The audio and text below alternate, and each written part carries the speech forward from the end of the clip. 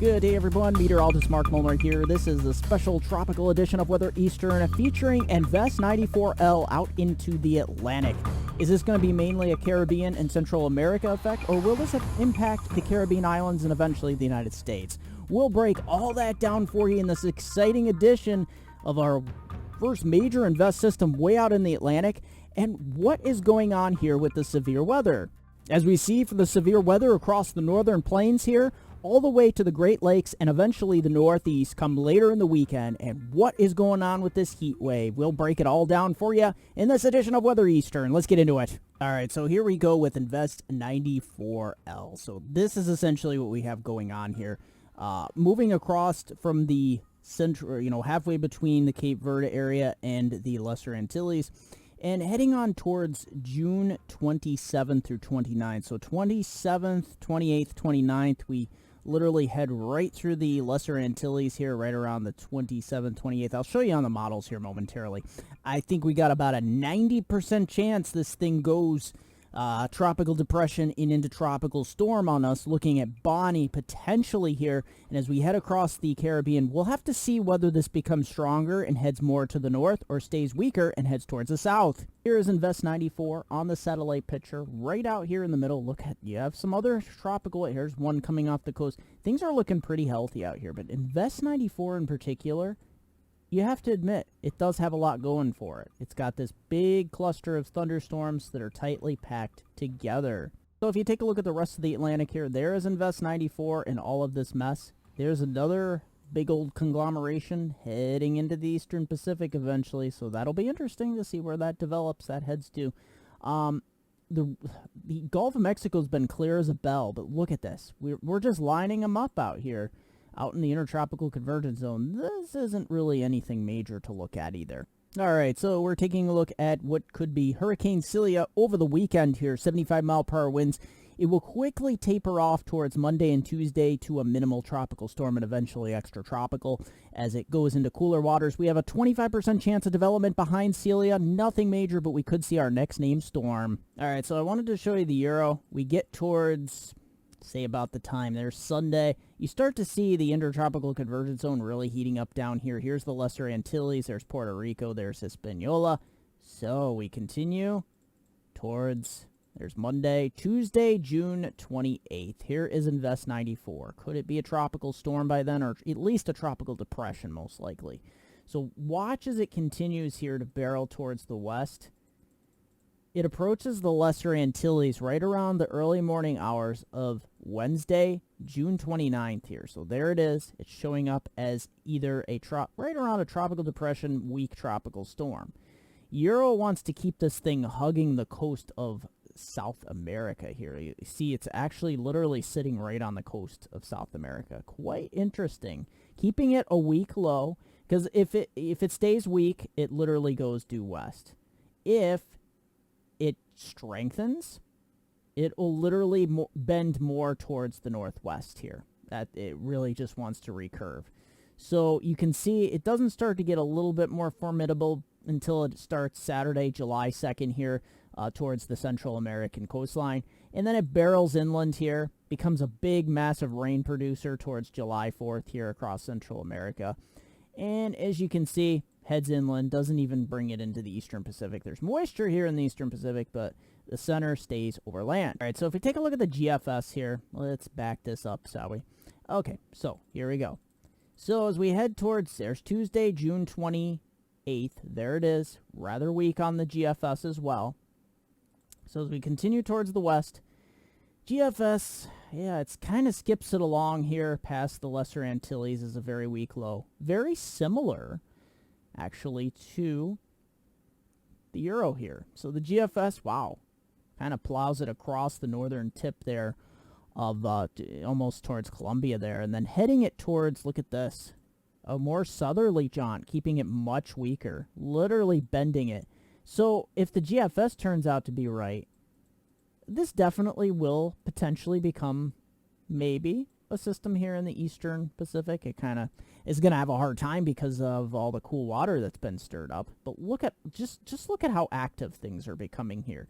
Even if we don't get anything big, we have a lot of areas where there's a lot of rain. There's a lot of showers and thunderstorms to be had. All right, so are you ready for the wild card model?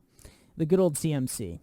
Let's take a look. I have to throw this one out here because this is really interesting. The CMC already shows it a tropical storm. Here's the Lesser Antilles. This is by Tuesday, June 28th. I gotta throw this one out here because it is interesting. It's showing a pretty strong tropical storm by the time it moves into the Lesser Antilles. This is Wednesday, right around early afternoon, mid-afternoon, June 29th. Look at that. That's pretty formidable. And then continues to strengthen the system to a potential hurricane, 985 millibars, by the time it reaches just south of the island of Hispaniola. There it is. So I do have to make note this model has come a little bit further south since then. But look at this. It strengthens it and just takes a bad hit there to the western tip of Haiti, which is not good news because of all that high terrain. But look at this. It tends to take it towards the eastern tip of Cuba, right up across Cuba, weakens it. Look at this. This is by Sunday, July 3rd. So there we have it. Barreling towards the Florida Keys. Now, does this take? Yes, it does take it into the Gulf. This is the only model pretty much taking this system into the Gulf. This is Monday, July 4th. This would not be the greatest thing for you. If you're in from New Orleans down to the Keys, this scenario would just be a total yuck for you. But I do want to put that out there. It's not likely that this solution will happen, but it is possible. All right, so taking a look at the euro has been really consistent with this big mess, this Invest 94L. So taking a look at the big picture of the tropics, here we go. We skip towards, this is Sunday, June 26th. High pressure is the dominant control across the Atlantic. There is Invest 94L. So, yeah, at this point, the GFS and the euro have a really, really good handling on this. Keeping it a weaker low. You know, spinning it towards the Lesser Antilles towards Wednesday, the early morning hours of Wednesday, June 29th here. So as we continue in time here, take a look at this, bending it. So it kind of brings it up like this and then bends it towards the south, or the west-southwest here. That's pretty interesting, bringing it to the northern tip of Colombia, South America here.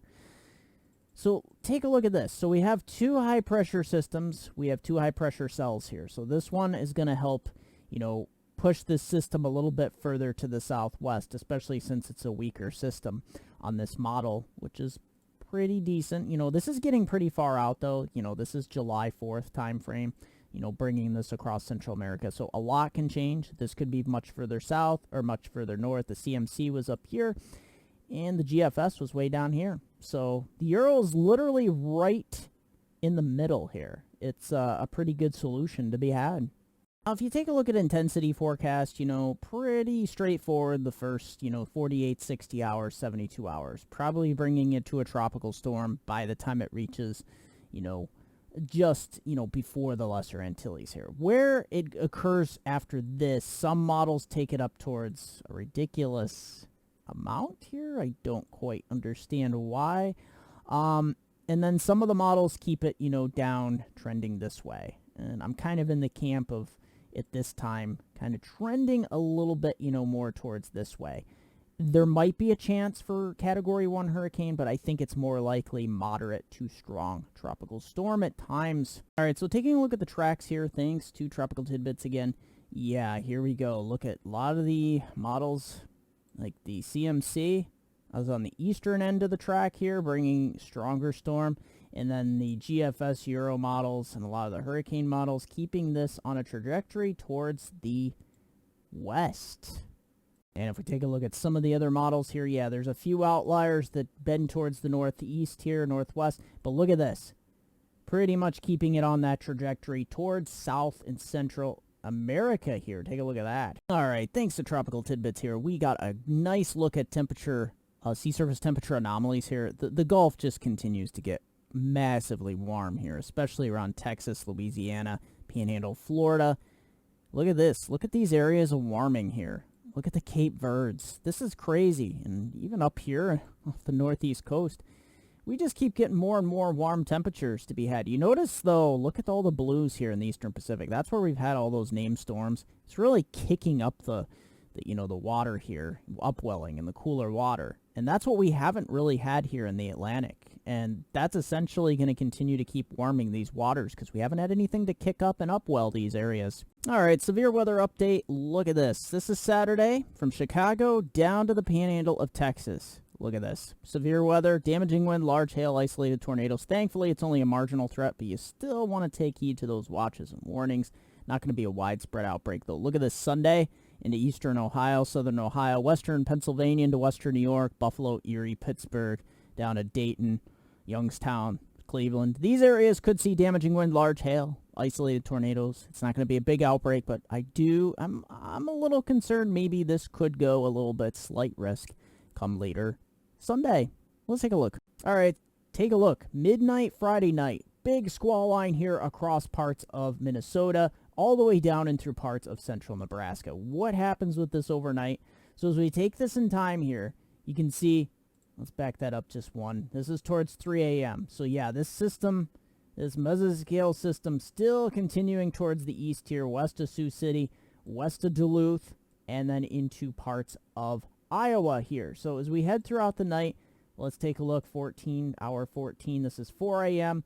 So yeah, you continue to see these complexes of showers and thunderstorms. Damaging wind, isolated, large hail here, and then turning into a big heavy rain event as well out of some of these. As we head throughout the, towards 6 a.m., we get towards sunrise here. Take a look. We get a secondary squall line here forming on the eastern side of Iowa. So things getting pretty interesting still. So this could be the start of a big day here across Chicago down towards Kansas City. It's not going to be a major outbreak. We're going to lose some punch here as we head into Saturday. But as you can see here, we head throughout the morning hours. This heads east towards Chicago, 11 a.m. on Saturday here. Take a look at this. So yeah, we have a line of storms here pushing through. So pretty interesting looking, but nothing to really write home about here. And that kind of weakens as we head throughout the day. So as I said, we'll have a resurgence later in the day with some of these showers and thunderstorms. You can see it there. Let's back that up just one frame here. We start to get, this is towards Saturday, 10 p.m. here. Take a look at this. So we start to get some damaging showers and thunderstorms towards the Springfield area. A little bit lighter towards Chicago. We might still have a chance there. But, as we kick this towards, the overnight hours, a Saturday evening, take a look at this. Yeah, you're getting towards Springfield here.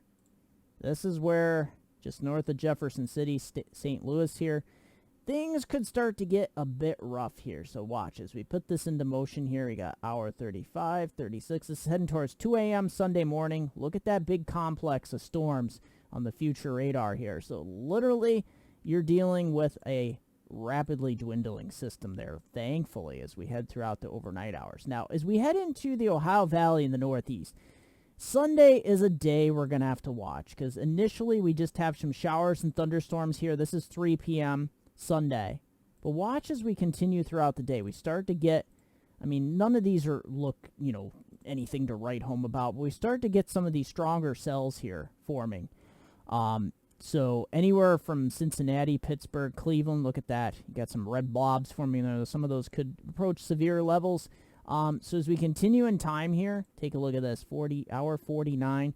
This is getting pretty interesting. So 4 p.m., look at this. Yeah, this is definitely something to watch here. We could have some linear convection and then a prefrontal trough here, developing some storms west of Harrisburg here. So as we head towards hour 51, towards 5 p.m. Sunday, look at this. And then towards 6 p.m., yeah, we got some big old thunderstorms here. Take a look at this. This line continues to slowly push into northwestern Pennsylvania here. And then we get some linear lines up towards Binghamton and Syracuse as well. So definitely going to have to watch this in time here. So as we head towards hour 53, 54, look at this, 55. This is towards 9 p.m. on Sunday. Take a look at this. We have lots of shower and thunderstorm activity. This might be enough to dent a little bit of the dry spell that we've seen as of recently here across parts of interior Northeast. And, that continues on through Sunday, 11 p.m., and then towards Monday or Sunday night into early Monday. You see how that's progressing a little bit to the east here? Take a look at that. So this is what we're looking at here, heading on into the weekend towards early Monday. So a slow-moving front with some heavy rain potential here. All right, so I wanted to get into the drought briefly here. Of course, we're dealing with like a decade-plus-old drought here. This is rather unfortunate from the southwest into Texas here. We definitely need some moisture. Same for the southeast here. Look at this. Hopefully we can get some tropical moisture over the next week or two to put a dent in this, but I wanted to bring your attention. A lot of my forecast viewers here up in the northeast are that are in southeastern New England here, are becoming increasingly concerned here, because look at this, a moderate drought. We're borderline on severe drought here. This is definitely not good from Boston down to Providence, just east of Hartford, Connecticut here. So definitely getting abnormally dry here, and we've had some rain to bust this here in western New York here, not as detrimental as, but you can start to see this fill in the trend here across New England. And taking a look at John here from Autobahn, Hamburg, Germany. Getting out there on the nice Autobahn. Take a look at that. Nice capture. Nice day out there, John. Traveling across Europe. I like it. Nice. So here we go. This is what the precipitation model's outputting here. You know, if you get towards some of these darker green areas, there it is. You're about 1.41 inches. You know, you get up towards, you know, the oranges. You're getting up towards 3 inches. And then look at that. As you get towards some of these red areas where the output's going to be much higher, 4 inches. So you can see here the trend across the northeast. We're literally going to have, you know, this is through the weekend and into early Monday. This is going to be an increasing threat of potential flash flooding, not a major flooding or a moderate flood event. We're taking a look at like some of the smaller tributaries, those areas where, look at this, in eastern Ohio, western and central Pennsylvania up into western New York. We could be seeing some of these areas where some of these storms focus and train over the same areas and really slow down and stall. We could see some of these areas approach, you know, 3, 4, 5 inches in some of these isolated areas. Don't focus on any one of these points, but the potential is there. All right, so the heat is on pretty much everywhere except the northern Rockies and Plains here. Look at that, dropping down into the 60s and low 70s. But look at this, out west, all the way down and through the east here. Look at this. Even 80s, 90s, look at that, 92 in Albany. So yeah, 93 in Pittsburgh. Oh, look at these hundreds. Look at this, Houston, Dallas, you're above 100, and that's in the shade. This is not heat indexes. This is nothing to mess around with. This is disgustingly hot. But, you know, you're used to this. So, yeah, let's head into Sunday. Things really get hot as a firecracker here in the Northeast. Look at this, 93 in Rochester, 90 in Wilkes-Barre, Scranton, 91 in Burlington, Vermont. Look at this out west, too. You're just sweltering. You can see where the demarcation zone is here with the trough. Just nice conditions up here in the northern and central plains. But look at poor Texas here. Just continuing to swelter. And there's no end in sight here. As we head into Monday, we start to get some relief here in the Ohio Valley in the northeast. We're dipping down into the 70s. And look at this, even Texas, instead of 100s, we're in the 90s. So that's a little bit better. But the west, we're changing the tables here. The west is sweltering, like horrible here.